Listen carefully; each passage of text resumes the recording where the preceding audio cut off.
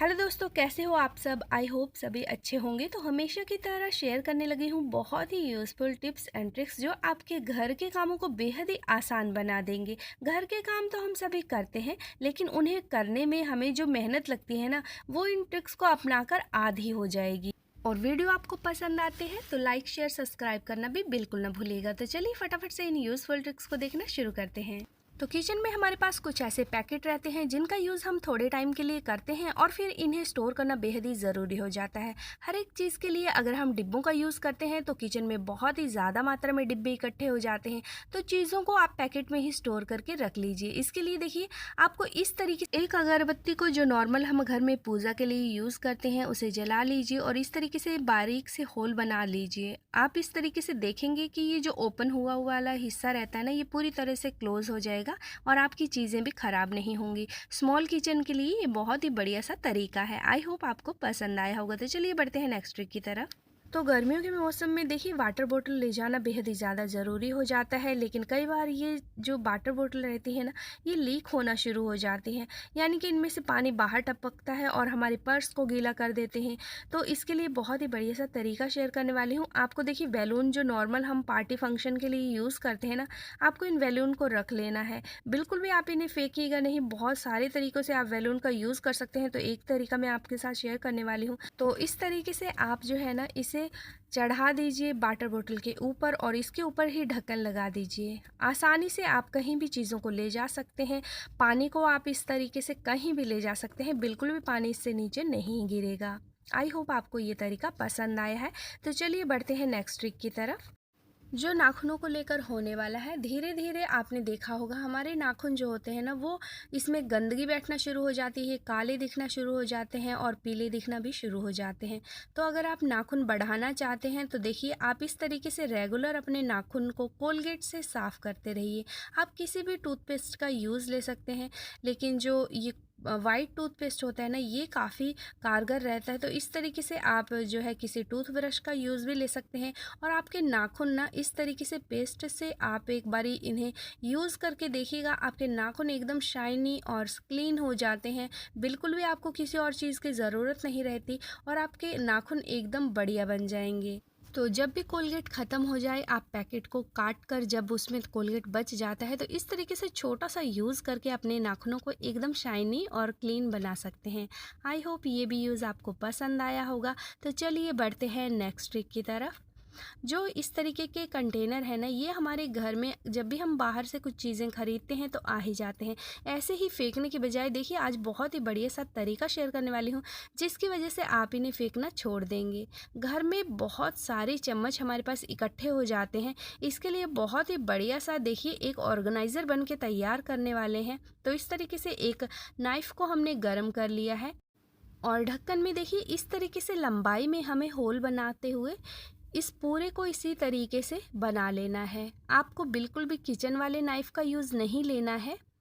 तो आप extra knife जो हमारे पास बेकार पड़े रहते हैं उनका यूज़ लीजिए और इस तरीके से देखिए इसे बना के तैयार कर लीजिए। अब देखिए, चम्मच हमारे घर में इतने ज़्यादा इकट्ठे हो जाते हैं कि इन्हें स्टोर करना बहुत ही ज़्यादा मुश्किल हो जाता है। तो आप इस तरीके से देखिए इन्हें स्टोर कर सकते हैं बहुत ही बढ़िया तरीके से। बिल्कुल भी इनमें धूल गंदगी नहीं जाएगी और इस तरीके से आपके जो चम्मच है ना, वो भी स्टोर रहेंगे। इस तरीके से आप इन्हें पैक कर दीजिए, कहीं भी आप इन्हें रख दीजिए। देखने में भी ये अच्छे लगते हैं, कोई ऐसी बात नहीं है कि ये देखने में भद्दे लगेंगे, तो देखने में भी अच्छे लगेंगे और इस तरीके से आप इन डिब्बों का यूज़ भी ले पाएंगे और आपके चम्मच भी एकदम ऑर्गेनाइज रहेंगे। आई होप ये ट्रिक भी आपको पसंद आई है। तो चलिए बढ़ते हैं नेक्स्ट ट्रिक की तरफ। तो पुरानी टी शर्ट का यूज़ आपने पोछे के रूप में तो हमेशा किया ही होगा। आज बहुत ही एक और अलग तरीका दिखाने वाली हूँ जिससे आप इसका यूज़ ले सकते हैं। तो यहाँ पर मैंने एक पुरानी टी शर्ट को ले लिया है और मैं यहाँ इसका यूज़ करने वाली हूँ अपने वॉश बेसिन को अच्छे से कवर करके रखने के लिए, क्योंकि मेरा जो वॉश बेसिन है ना, वो बाहर की साइड है और बहुत ही जल्दी धूल मिट्टी इसमें गिरती रहती है। तो इसे अगर मैं कवर करके रखती हूँ तो इसे क्लीन करना बेहद ही आसान हो जाता है। तो अच्छे से पहले आप वॉश बेसिन को क्लीन कर लीजिए, उसके बाद आप इसे इस तरीके से कवर करके रखिए। आपके वॉश बेसिन में बिल्कुल भी धूल मिट्टी नहीं जाएगी, साथ में ये इतनी जल्दी गंदा भी नहीं होता है। आई होप ये छोटी सी ट्रिक आपको पसंद आई है। टी शर्ट की जगह पे और चीज़ों का आप भी यूज़ ले सकते हैं।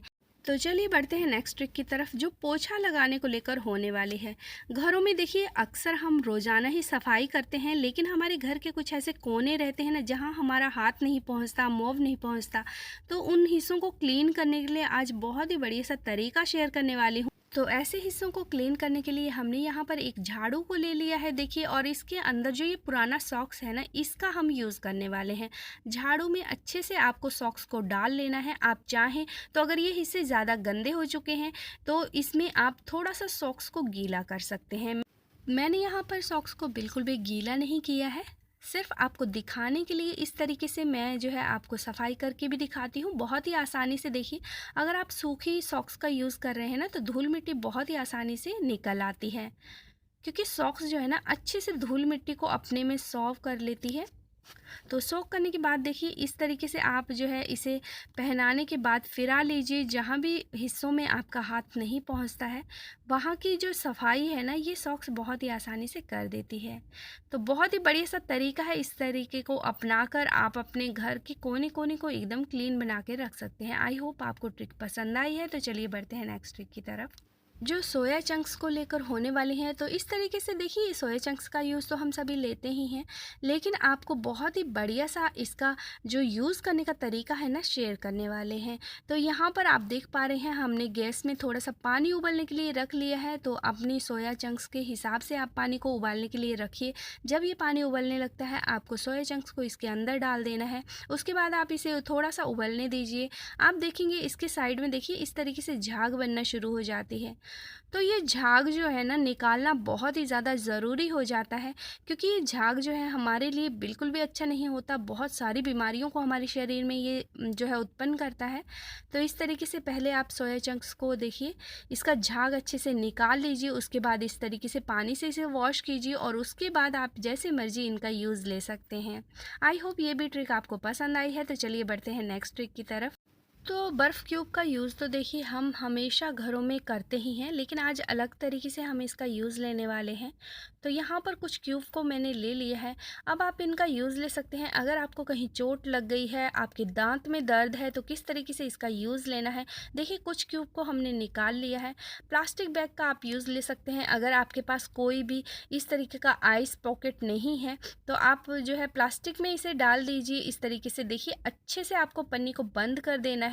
उसके बाद जैसे मर्जी देखिए इसकी सिकाई आप कर सकते हैं। इस तरीके से अगर आपके दांत में दर्द हो रहा है ना, तो वो भी काफ़ी हद तक सही हो जाता है, या फिर कहीं चोट आपको लग गई है वो भी काफ़ी हद तक दर्द आपका सही हो जाएगा।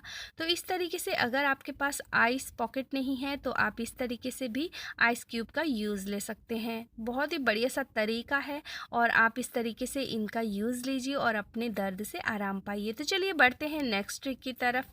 जो आलू के छिलके रहते हैं ना, या फिर कुछ सब्जियों के छिलके रहते हैं, हम इन्हें ऐसे ही वेस्ट कर देते हैं। लेकिन फ्रेंड्स, अगर आपके घर में भी छोटे मोटे पौधे हैं और आपने थोड़े बहुत पौधों को जो है वो अच्छे से ग्रो करना है ना, तो आपके ये जो छिलके हैं ना, जो आपके किचन में से निकलते हैं, वो काफ़ी हेल्दी रहते हैं इन पौधों के लिए। तो यहाँ पर आप देख पा रहे हैं 2 आलू के छिलके हमने निकाल लिए हैं, क्योंकि आलू का यूज़ भी रेगुलर हम किचन में करते रहते हैं। बनाना हम रेगुलर ही यूज़ में लेते हैं, तो इनके छिलकों को भी हमें ले लेना है। और इस तरीके से देखिए ज़्यादा या कम क्वांटिटी में आप इन्हें रख लीजिए।